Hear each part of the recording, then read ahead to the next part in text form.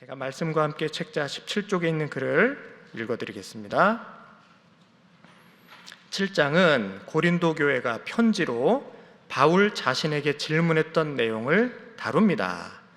주로 결혼과 부부 관계에 대한 여러 주제를 짧게 답하는 형식으로 진행하는데, 그 내용은 부부간 성관계에 대한 것, 또 결혼과 독신에 관한 내용, 이혼에 대한 것입니다. 한편 17절에서 24절에서는 결혼이란 주제와는 약간 다른 내용이 제시되는데, 하나님이 부르신 그 부르심대로 유대인, 비유대인 문제와 노예 상태에 대한 권면을 담고 있습니다. 뒤이어 결혼과 관련된 주제를 계속 다루는데, 특별히 약혼한 사람이 결혼해야 하는가에 대한 것과 과부에 대한 내용입니다. 바울은 독자의 질문을 언급한 후 약혼한 남녀에 대한 제안과 그에 대한 근거를 제공합니다. 이어 두 가지 근거를 추가로 언급하고 약혼한 남자에 대한 주제와 과부에 대한 제안을 제시합니다. 우리가 방금 읽으신 대로 고린도전서 7장은 결혼에 대한 이야기들이 쭉 담겨 있습니다. 아마 고린도 교회에서 사도 바울한테 문의를 한 것 같아요. 결혼 문제를 어떻게 처리해야 됩니까? 라고 질문을 던졌어요. 그 내용이 1절에 나옵니다. 1절에 보시면 너희가 쓴 문제에 대하여 말하자면, 이렇게 시작하죠. 1절에. 그러니까 고린도 교회가 바울 사도에게, 사도님, 우리 고린도 교회 안에 결혼 때문에 어지러운 일들이 벌어지고 있는데 이 문제를 어떻게 처리하면 좋겠습니까? 이렇게 질의를 한 거예요. 그러니까 예를 들면 결혼을 하지 말라는 사람들이 있던데 그 말이 맞는 말입니까? 이런 질문들. 혹은 이혼을 하지 말라는 사람들이 있던데 그 말은 맞는 겁니까? 이런 질문들이 많이 있었겠죠. 그 결혼과 가정에 대한 질문들을 모아서 고린도 교회가 질문을 하니까 이제 사도 바울이 답변을 하는데, 기왕 편지를 보내는데 그 편지 내용에 이 7장 아예 결혼 이야기를 다 담아서 보내고 있습니다. 저희가 신방을 자주 다니잖아요. 작년부터 코로나 때문에 신방을 못하고 있는데, 신방을 가면은 기도 제목을 쭉 말씀해 주세요. 우리 집사님, 권사님들이 올 한 해 이런 거 가지고 기도하고 있어요 하고 이제 말씀을 해 주시는데, 많은 기도 제목 중에 하나가 우리 관연한 딸이, 우리 나이 많은 아들이 장가 좀 가게 해주세요, 시집 좀 가게 해주세요. 이거 기도 제목으로 내놓으시는 분이 많습니다. 그럼 이제 저희가 여쭤봐요. 아드님이 나이가 어떻게 되세요? 따님이 나이가 어떻게 되십니까? 이렇게 여쭤보면 38이에요, 41이에요, 내일 모레 50이에요. 이런 집들이 많아요. 안색이 어두워지시는 거 보니까 집집마다 그런 자녀들이 있으시군요. 이 나이가 많은 자녀들이 결혼을 못 해가지고 그게 큰 근심거리가 되고 기도거리가 되니까 이제 목사님 신방 왔을 때에 기도 제목으로 내놓으시는 거예요. 잘하시는 거예요. 그거는 기도해야 되는 일입니다. 맞습니다. 그런데 오늘 성경 말씀을 읽으니 우리 바울 사도가 뭐라고 이야기를 하는 거 아니? 결혼해도 좋고 안 해도 좋습니다. 이렇게 얘기를 하고 있으세요. 이거 권사님들 이거 시험 드시면 안 됩니다. 우리 집안의 아들, 우리 집안의 딸이 빨리 결혼해야 돼요. 장가 안 가면 이거 하나님 책임지셔야 돼요. 이렇게 이제 기도를 많이 하시는데 정답이 내려오잖아요. 이렇게 답이 나왔죠? 정답이 뭐라고요? 결혼할 수도 있고 안 할 수도 있다. 성경에서는요, 독신의 은사를 인정해줘요. 결혼 안 할 수 있어요. 근데 문제는 뭐냐면 자기 자신의 유익을 위해서 결혼 안 하는 것, 그거는 하나님이 기뻐하시는 일이 아니라는 겁니다. 바울이 정확히 명시하고 있는 건 뭐냐면 임박한 환난 때문에 결혼을 가급적 안 하는 게 좋다, 이 이야기입니다. 요거를 잘 들여다보셔야 돼요. 임박한 환난 때문에 결혼을 하지 마시고 지금 있는 모습 그대로 그냥 지내십시오. 이게 바울의 이야기입니다. 이해가 되세요? 임박한 환난이 뭘까요? 임박한 환난이 뭘까요? 여기 직접 찾아볼게요. 26절 말씀입니다. 26절 한번 같이 읽어보겠습니다. 시작. 내 생각에는 이것이 좋으니 곧 임박한 환난으로 말미암아 사람이 그냥 지내는 것이 좋으니라. 아멘. 바울의 권면입니다. 결혼하는 것도 괜찮고 결혼 안 하는 것도 괜찮은데 바울의 입장에서는 가급적 지금 있는 모습 그대로 지내시는 게 좋겠습니다. 결혼 안 하셨으면 일부러 결혼하려고 하시지 마시고, 결혼을 하셨으면 그냥 화목하게 사십시오. 이게 바울이 우리에게 권면해 주고 있는 내용이에요. 그 이유가 뭐냐면 임박한 환난으로 말미암아 그렇다. 이 임박한 환난이 뭘 뜻하냐면, 바울이 살았던 초대교회 시대 때는 예수님이 곧 재림하실 거라고 믿었습니다. 예수님이 곧 재림하실 거라고 믿었어요. 왜 그렇게 믿었는고 하니, 마태복음 25장을 보시면 우리 예수님께서 마지막 때에 대해서, 환난날에 대해서 이야기를 해주세요. 마지막 때는 이럴 것이고 저럴 것이고 큰 환난이 임할 것이고, 이런 이야기를 제자들에게 들려주셨단 말이에요. 그러니까 제자들이 아이고 환난이 곧 닥치나 보다, 예수님이 저리 말씀하실 정도니 곧 환난이 닥치나 보다, 그러나 그때는 아무도 모르고 오직 아버지만 아신다. 예수님이 이런 단서는 걸어 놓으셨어요. 그러니까 제자들이 그때가 언젠지는 모르나 곧 올 것만 같은 불안함이 있었던 거죠. 게다가 여기에 더해서 예수님이 부활하신 후에 이 땅에 40일을 계시다가 구름 타고 승천하시죠. 그 장면이 사도행전 1장에 나옵니다. 근데 1장에 구름 타고 예수님이 하늘로 올라가시는 것을 제자들이 다 지켜봐요. 그 모습을 봐요. 그리고 한탄을 해요. 제자들이 큰일 났네, 우리 예수님 없는데 이제 우리는 어떻게 살아가나 하는 데에, 그 제자들의 모습을 보고 천사들이 옆에서 꾸중을 해요. 뭘 걱정하느냐 하면서 천사들이 제자들 보고 꾸중하면서 뭐라고 말하는 거 아니, 너희들이 본 그대로 주님께서 다시 오실 것이다, 이렇게 얘기를 해줘요. 사도행전 1장에 나옵니다. 그러니까 예수님을 통해서 마지막 때 환난날에 대해 이야기를 들은 제자들, 그리고 예수님이 부활 승천하는 걸 본 제자들이 천사들의 얘기까지 기억하고 있죠. 너희들이 본 그대로 주님이 다시 오실 것이다, 그 말을 문자 그대로 이해한 거예요. 그러니까 제자들은 어떻게 믿었냐면, 우리 살아생전에 주님이 다시 구름 타고 이 땅을 심판하러 내려오시는 것을 볼 거다. 이게 초대교회 신앙이었어요. 초대교인들은 진짜 다 이렇게 믿었어요. 예수님도 그렇게 말씀하시고 천사들도 그렇게 얘기를 하니까. 그래서 바울도 그렇게 믿었습니다. 임박한 환난이 그걸 뜻하는 거예요. 예수님이 곧 오신다, 구름 타고 다시 내려오셔서 이 땅을 심판하실 거다. 그러니 심판이 우리 목전에 다다라는데 뭘 시집 가시고 장가를 가십니까? 그냥 지금 있는 그대로 지내십시오 라고 바울이 권면하고 있는 겁니다. 이제 이해가 되시죠? 이게 당시 상황이 이랬습니다. 초대교회 때는 곧 예수님이 오신다고 믿었어요. 그런데 바울이 순교하고 베드로가 순교하고 예수님이 승천하는 모습을 지켜보았던 제자들이 한두 분 돌아가시기 시작하면서 대를 이어서 신앙이 이어집니다. 1세대들이 다 돌아가시고 2세대, 3세대들이 교회를 지키게 됐는데, 그러면서 초대교회가 살짝 어지러워졌어요.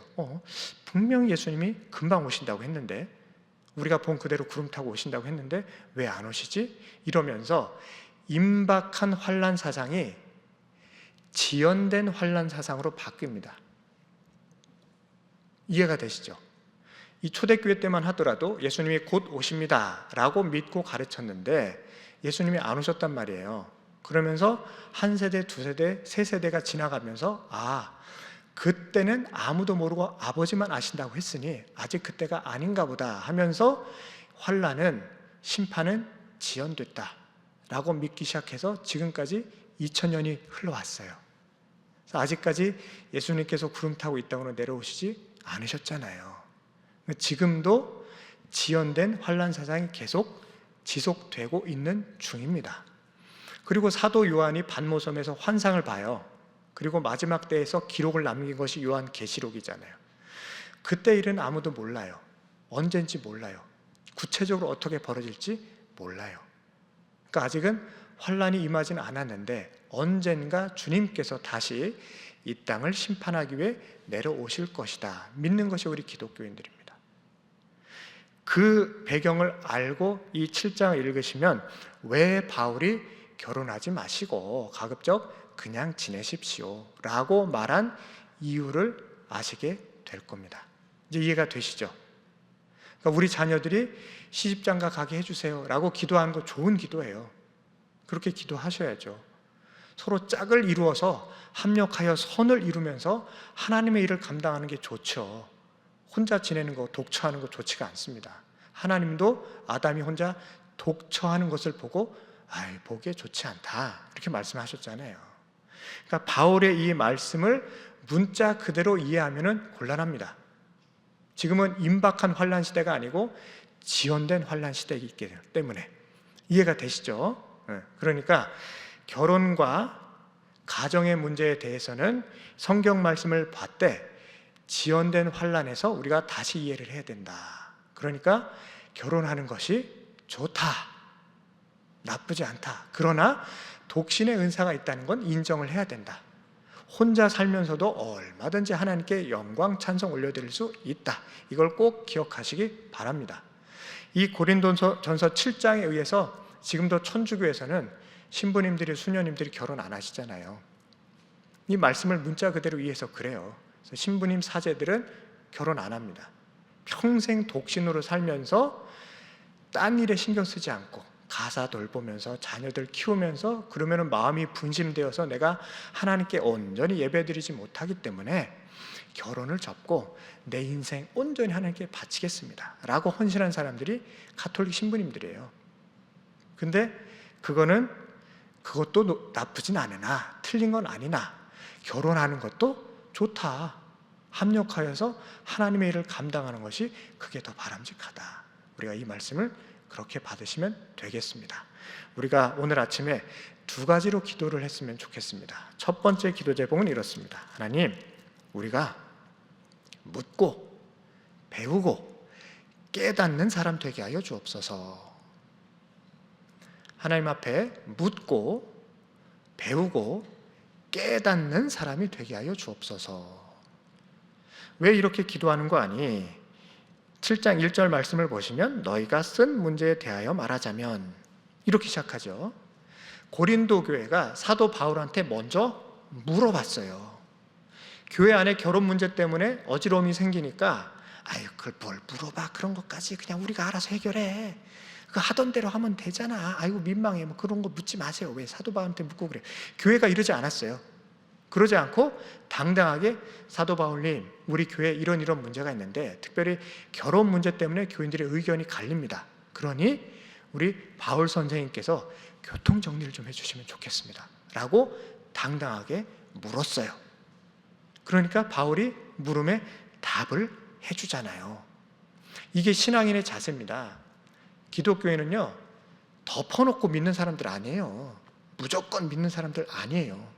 우리가 믿을만 하니까 믿는 거예요. 우리는 물론 초자연적인 기적, 부활 이런 거 많이 나오죠. 근데 믿을만 하잖아요. 수많은 증인들이 있었고 하나님이시라면 못할 일이 어디 있으십니까? 전능하신 하나님이신데 믿을만 하니까 믿는 거예요. 성경 말씀이. 믿지 못하기 때문에 믿는 게 아니고 믿을만 하니까 믿는 게 우리 신앙이에요. 그리고 이해가 안 된다, 이게 무슨 말씀인지 모르겠다, 그러면은 나보다 먼저 예수 믿은 우리 구역장님, 교우장님한테 물어보세요. 저 권사님, 이 말씀이 잘 이해가 안 되는데 이게 무슨 뜻이에요? 하고 물어보세요. 근데 교구장님, 구역장님도 그건 저도 잘 모르겠네요 라고 답하실 수 있어요. 그러면 목사님들한테 오세요. 목사님들한테 오셔서 목사님, 제가 신앙생활 하다 보니까 이런 걱정이 있어요. 말씀을 읽다 보니까 이게 잘 이해가 안 돼요. 그런 거는 부끄러운 일이 아닙니다. 언제든 오세요. 오셔서 물어보셔야 마음 시원한 답을 받으실 수 있습니다. 이게 우리 신앙인의 자세예요. 모르고 믿는 사람이 아니고 덮어놓고 믿는 사람이 아니고 제대로 알고 믿는 사람. 내가 제대로 알고 믿어야 다른 사람들이 잘 모를 때 내가 설명을 해주죠. 그 사람들한테 이해를 시키죠. 이게 우리 기독교의 신앙입니다. 그러니 첫 번째 기도 제목, 묻고 배우고 깨닫는 신앙인 되게 하여 주옵소서. 모르는 건 부끄러운 게 아닙니다. 부끄러운 건 뭐냐면 감추는 게 부끄러운 겁니다. 모른다는 사실 감추는 게 그게 부끄러운 거예요. 모르면 하나님 앞에, 사람들 앞에 저 잘 몰라요, 이렇게 얘기하셔도 괜찮아요.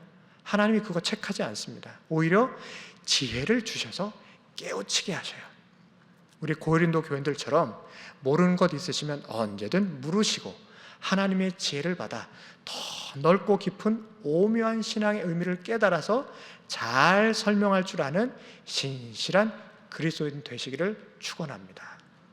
우리 두 번째로 이렇게 기도하기를 원합니다. 하나님, 우리 부부가 합심하여 하나님 나라의 선한 일꾼이 되게 하여 주옵소서.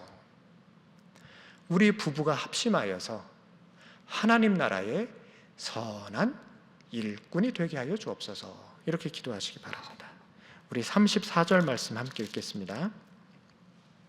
34절 말씀입니다. 시작.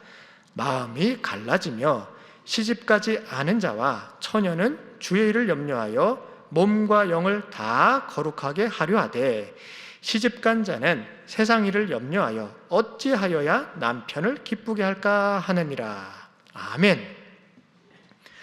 바울이 결혼 안 해도 좋습니다 라고 말한 이유 중에 하나가 뭐냐면, 결혼을 하게 되면 부인은 아이고 어떻게 하면 우리 남편을 기쁘게 해줄까, 남편은 아이고 어떻게 우리 부인을 기쁘게 해줄까, 이 생각하느라고 하나님의 일을 잘 못한다는 거예요.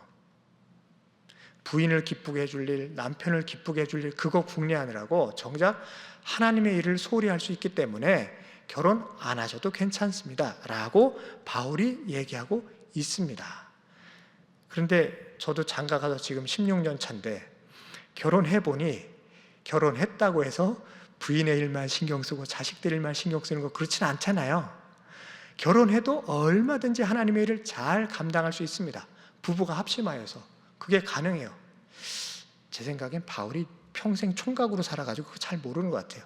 결혼 생활 안 해보셔가지고 결혼 생활 내내 부인의 일만 신경 쓰고 남편의 일만 신경, 그거 아닌데 바울은 아무튼 이렇게 권면을 하고 있어요. 이게 임박한 환난 때문에 이렇게 얘기를 한 거예요. 그러니 우리가 부부가 되는 것은 하나님이 짝 지어 주셨으니 서로 재미나게 알콩달콩 사는 것도 좋은 일이지만 이 부부가 한마음 한뜻 되어서 하나님 나라의 일꾼 되는 것이 더 아름다운 일입니다.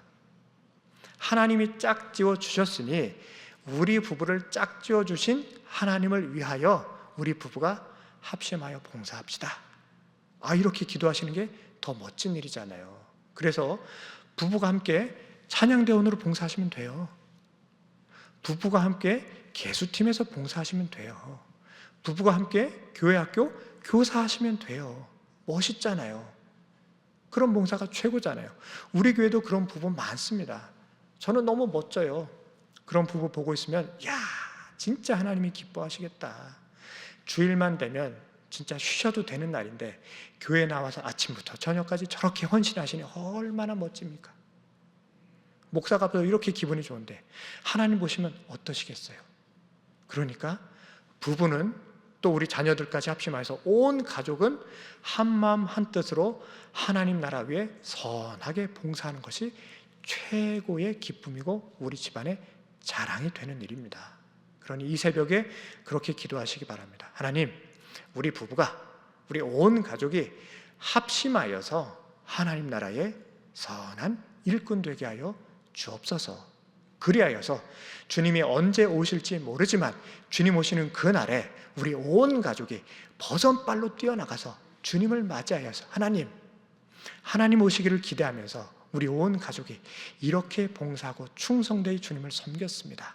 자랑스레 말할 수 있는 우리 가족 되게 하여 주옵소서. 이렇게 기도하시는 저와 여러분 되시기를 간절히 축원드립니다. 아멘. 우리 함께 기도하시겠습니다. 하나님, 우리가 모르는 것 부끄러워하지 않게 하여 주시고 하나님 앞에 또 우리 먼저 신앙생활하는 신앙의 선배 앞에 또 목사님 앞에 기꺼이 묻게 하여 주옵소서. 그래서 깨달음을 얻어서 더 바로 믿고 더 깊이 알아 온전히 신앙생활하는 우리 모두가 되게 하여 주옵소서. 이렇게 기도해 주시고, 하나님, 우리 부부가, 우리 온 가족이 합심하여서 오직 믿음으로 신앙으로 똘똘 뭉치게 하여 주시고, 우리 온 가족 봉사함으로 말미암아 하나님의 기쁨이요 자랑이 되는 믿음의 가문 되게 하여 주옵소서. 또 우리 가족, 또 우리 자녀들, 또 우리 신일교회 위해서 기도해 주시고, 또 이 한 주간 하나님의 역사를 기도하시면서 함께 기도하며 나아가겠습니다. 주여 믿습니다. 주여 믿습니다. 주여 믿습니다.